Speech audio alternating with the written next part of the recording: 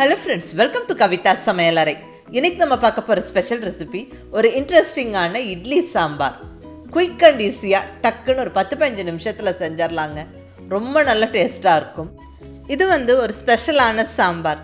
சாம்பார்னா usually கண்டிப்பா நம்ம பருப்பு சேர்ப்போம். பட் இங்க நம்ம பருப்பு சேர்க்க போறதில்ல. அதுக்கு பதிலா ஒரு இன்ட்ரெஸ்டிங்கான வெஜிடபிளும் தக்காளியும் சேர்த்து செய்யற ஒரு பருப்பு இல்லா சாம்பார் இது.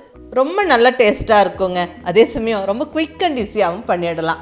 நல்ல சுட சுட இட்லி மேலே இந்த சாம்பாரை நிறையா சேர்த்து சாப்பிட்றதுக்கு அட்டகாசமாக இருக்கும். தோசைக்கும் ரொம்ப நல்லாயிருக்கும். பிடிச்சவங்க சாதத்தோடவும் சேர்த்து சாப்பிடலாம். ரொம்ப ஒரு ஈஸியான ரெசிபி. மிஸ் பண்ணாமல் ட்ரை பண்ணி பாருங்கள்.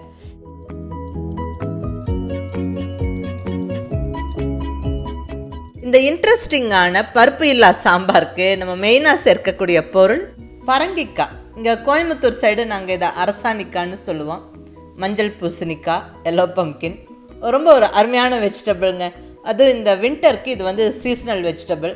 ஸோ அந்தந்த சீசனுக்கு எந்த வெஜிடபிள் அதிகமாக நம்மளுக்கு கிடைக்குதோ அது அதிகமாக நம்ம சாப்பிட்றதும் ரொம்ப நல்லது. இதில் நிறைய நார்ச்சத்து இருக்குது, நல்ல விட்டமின் சத்துக்கள், நிறைய நல்ல சத்துக்கள் இருக்குங்க.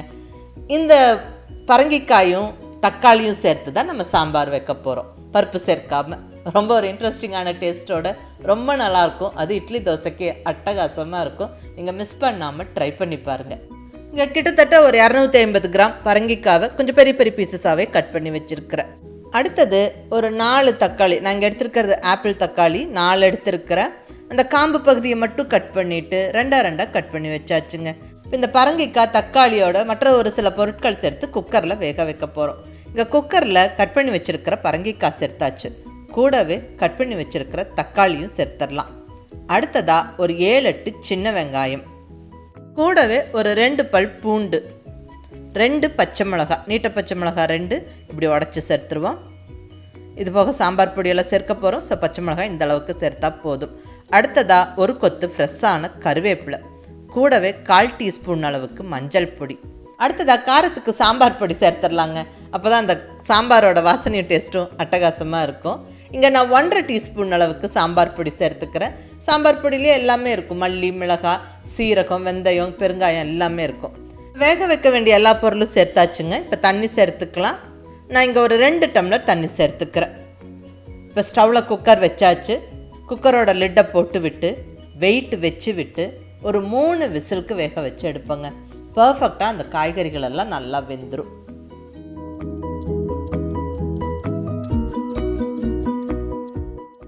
இப்போ 3 விசில் அந்த ஸ்டீம் ப்ரெஷர்லாம் போனதுக்கப்புறம் இப்போ நான் குக்கர் லிட்டை ஓப்பன் பண்ணுறேன். நல்லா கமகமன்னு வாசனையாக இருக்குங்க. நல்லா சாம்பார் பொடி சேர்த்து காய்கறிகளெல்லாம் வேக வச்சுருக்குறோம். வாசனை அட்டகாசமாக இருக்குது. காய்கறிகளும் நல்லா பஞ்சு மாதிரி வெந்துருச்சு. இப்போ இதெல்லாம் நம்ம நல்லா மேஷ் பண்ணி விட்டுக்கணும். மத்து வச்சும் கடைஞ்சிக்கலாம், எலக்ட்ரிக் பிளெண்டர் வச்சும் கடைஞ்சி விடலாம், அல்லது இந்த காய்கறிகளை மட்டும் எடுத்து மிக்சி ஜாரில் போட்டு நம்ம அரைச்சிக்கலாம். நான் இங்கே மிக்சி ஜாரில் போட்டுக்கிறேங்க. ஏன்னா நல்லா அரைச்சிட்டு நம்ம சாம்பாரை தாளித்து விடும்போது அந்த சாம்பாரோட பக்குவம் நல்லாயிருக்கும். அந்த இட்லி மேலெல்லாம் ஊற்றி சாப்பிட்றதுக்கு நல்ல ஒரு இன்ட்ரெஸ்டிங்கான டேஸ்ட்டோட ரொம்ப நல்லாயிருக்கும். இப்போ தண்ணியை வடிச்சிட்டு அந்த வெந்த காய்கறிகளை மட்டும் எடுத்து நம்ம மிக்சி ஜாரில் போட்டுடலாம். கம்ப்ளீட்டாக இப்போ வெந்த காய்கறிகள் எல்லாமே மிக்சி ஜாரில் சேர்த்தாச்சு. தண்ணி நம்ம குக்கர்லேயே விட்டுறலாம். இது இருக்கட்டுங்க, நம்ம சாம்பார் தாளிக்கும் போது பயன்படும். ஸோ பத்திரமா எடுத்து வச்சுருங்க. இந்த காய்கறிகளெல்லாம் கொஞ்சம் ஆறுனதுக்கப்புறமா இந்த மாதிரி ஃபைன் பேஸ்ட்டாக அரைச்சிக்கணுங்க.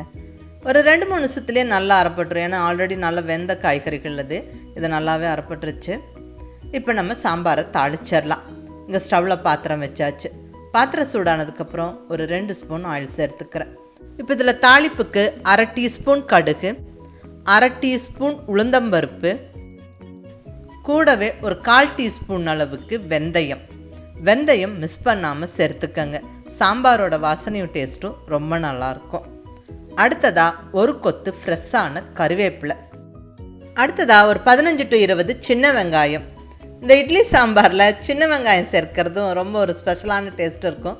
சாப்பிட்றதுக்கும் ரொம்ப நல்லா இருக்குங்க. ஸோ முடிஞ்ச வரைக்கும் சின்ன வெங்காயம் சேர்த்துக்கோங்க. சப்போஸ் இல்லைன்னா பெரிய வெங்காயம் சேர்க்கலாம். வெங்காயம் நல்லா வதங்கி வரட்டும். நல்ல கலர் மாறுற வரைக்கும் வதங்கணும். பாருங்கள், வெங்காயம் நல்லா வதங்கிருச்சு. இப்போ நான் இன்னொரு 1/2 டீஸ்பூன் அளவுக்கு சாம்பார் பொடி சேர்த்துக்கிறேன். பரங்கிக்காய் வெந்தால் கொஞ்சம் இனிப்பு சுவை இருக்கும்.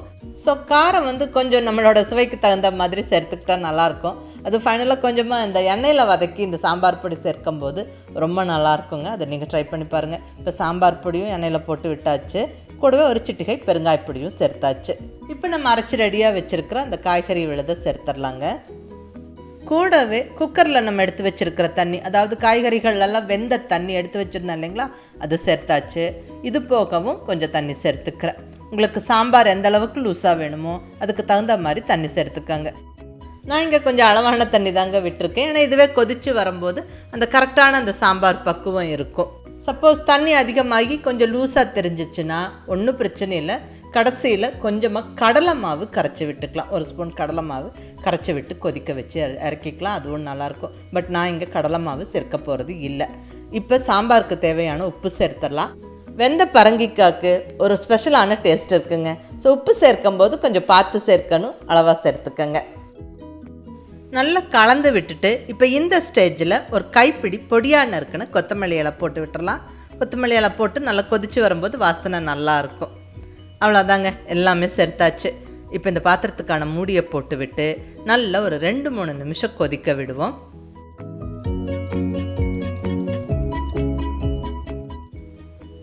பாருங்கள், நல்லா கொதிச்சாச்சு, கமகமன்னு வாசனை வருது. சாம்பாரும் நல்லா திக்காயிடுச்சுங்க. அவ்வளோதாங்க, அருமையான சுவையான இட்லி சாம்பார் ரெடி ஆயிடுச்சு. இது நல்ல ஒரு ஸ்பெஷலான சாம்பார். நம்ம இங்கே பருப்பு சேர்க்கலை, வெறும் பரங்கிக்காவும் தக்காளியும் சேர்த்து இந்த சாம்பார் செஞ்சுருக்கிறோம். இது ரொம்ப நல்லாயிருக்குங்க. நல்ல ஒரு ஸ்பெஷலான டேஸ்ட்டோட ரொம்ப நல்லாயிருக்கும். ஈஸியாகவும் டக்குன்னு பண்ணிடலாம். இட்லி தோசையோட ரொம்ப ரொம்ப நல்லாயிருக்கும். அதுவும் பர்டிகுலர்லி சுட சுட இட்லி மேலே இந்த சாம்பாரை நிறையா சேர்த்து சாப்பிட்றதுக்கு அட்டகாசமாக இருக்கும். நீங்கள் மிஸ் பண்ணாமல் ட்ரை பண்ணி பாருங்கள். விருப்பப்படுறவங்க சாதத்தோடவும் கலந்து சாப்பிடலாம். ரொம்ப ஒரு ஈஸி சிம்பிள் ரெசிபி. இந்த சீசனுக்கு பரங்கிக்காய் வந்து நிறையா கிடைக்கும். ஸோ மிஸ் பண்ணாமல் இந்த ரெசிபியை ட்ரை பண்ணி பாருங்கள்.